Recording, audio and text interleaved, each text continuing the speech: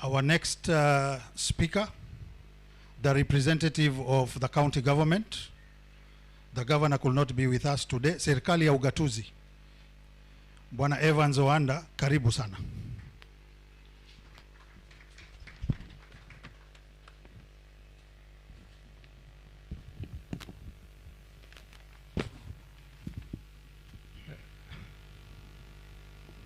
Thank you very much for the opportunity to stand here and speak to this gathering.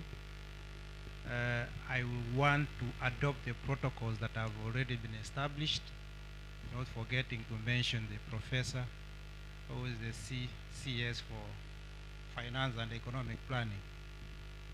My name is Evans Owanda. I'm the County Executive Committee member for Finance and Economic Planning, Mombasa County. My governor was supposed to come here and speak on this function, but because of the exigencies of duty, he could not make it. So he sent me here to represent him. When we were looking at the theme of this month, that is tunawiri, we were asking ourselves, what does this mean?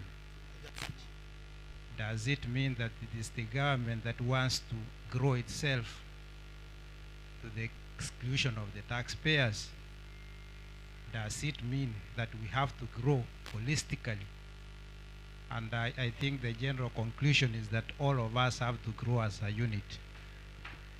So now, speaking of growth, very important statistics are germane in this particular case.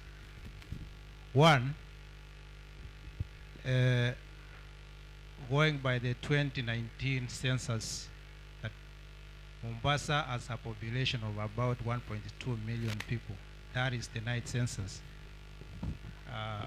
You will notice, or you will all agree with me, that this population is not really the true reflection of what is happening. Chances are that we are double that number during the day, meaning that these are all potential taxpayers that do their business in Mombasa. And obviously they pay taxes within this region. The county government of Mombasa has more than 5,300 employees. All of these people are paying taxes. And in the last 1 year, 12 months, specifically from October last year to date, we have paid pay as you earn in the region of 1.4 billion shillings. These are real numbers. Some of the taxes were in arrears. Mombasa County government has a number of businesses. Of course, we've been trying to organize our people into groups, MSMEs. Recently, we converted the PMUs into cooperatives, 16 in number to be specific, and put some money there so that these SMEs can uplift themselves. What does that one mean? Once these SMEs have been organized and they are taking their living from that organization, they are going to pay taxes to the government.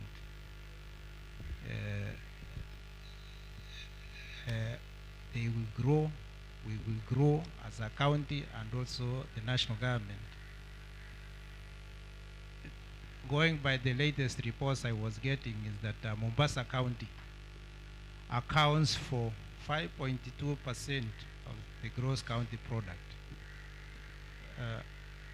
We are number 3 behind Nairobi and Kiambu. Kiambu slightly gone higher than us, 5.9%. So we were asking ourselves, if we were to get 5.2% of the 424 million we get as equitable share, what will this one be translating to? Currently, we are getting 7.5 million. Of course, we'll be getting something like 20 billion plus. It's a challenge that I leave today. I could not leave this because the CS for the National Treasury is here. I know this is a KRA function, but we have to mention this. Of course, there are other taxes that the county government of Mombasa has paid in the last 1 year. Talk of the, as a withholding agent, talk about withholding income tax, we paid about 24.6 million. Withholding VAT, we paid like almost 80 million shillings. And now there is a new kid in the block called the Affordable Housing Levy. Already we have paid 15.6 million. But I have to pause here and indicate that, of course, one of the cardinal principles of taxation is that it has to be predictable for businesses to thrive. This housing levy came after we've passed our budget. Specifically, it was passed in the Finance Act of 2023, somewhere in July. A few weeks ago, I got a letter from KRA that, yes, you've not remitted your affordable housing levy. Then we had a discussion. We agree we are going to pay, give CISA what belongs to CISA, 15.8 million to be specific. Now I was asking, where do we charge this thing? What is the budget line item? Now to compound everything is that once you have not paid within the stated timeline, it starts to attract interest of 2%. Those are the challenges, yes, we are facing. And of course, in the last 2 months, we've been having challenges of disbursement. We've just received the August disbursement a week ago. So the September one is still pending. Now that you are here, we request that you, through your office, please help us get the September disbursement so that we can also remit our taxes in time.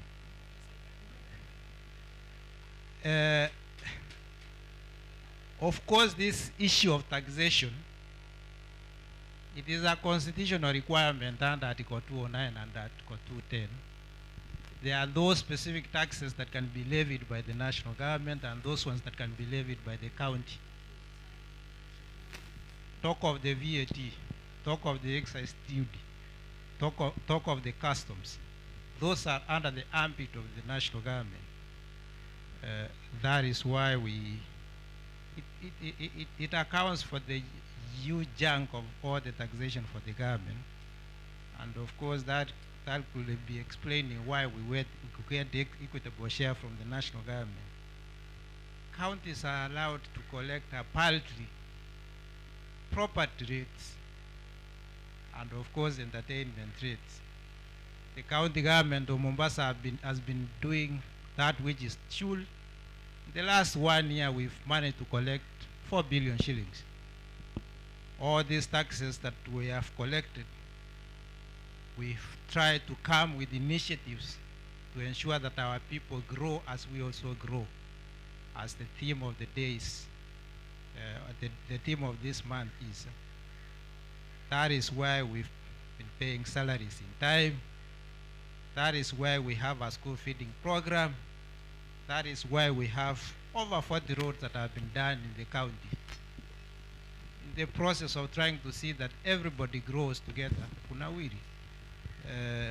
Of course, we've also tried to pay NHIF for our indigents. 16,000 families to be specific in the current financial year. That is what we call now growth, holistic growth. Of course, there is bursaries. We put about 600 million shillings in bursaries so that people grow through education. They come and now later on be professors like our CS. So what could be the areas of cooperation between us, the county and the KRA, and in general the National Treasury?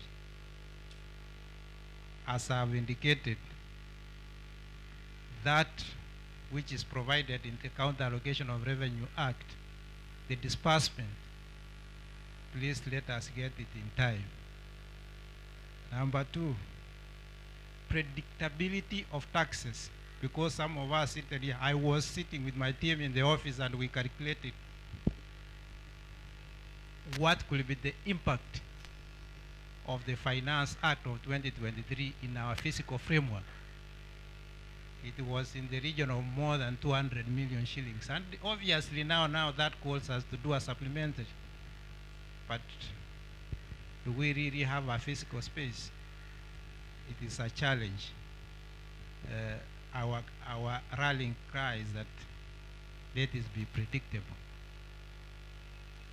Of course, we've been collaborating with the KRA, and the regional coordinator, CL, came to my office, and the governor. In the month of July, we discussed which are these people that have been avoiding taxes, not evading taxes. How can we share information between our entities? They shared information on taxpayers. We've also shared on the businesses that we've licensed under the single business permit, which can be confirmed. So those are the areas that we can talk about. Of course, there are these things that we talk about, donations that counties get from abroad. Our request is that since they are meant to help our people grow and also help us grow, please exempt them from taxation, customs. In conclusion, let us all work together, grow our taxes, grow our people, grow our economy. Once again, welcome to County 001, Mombasa County.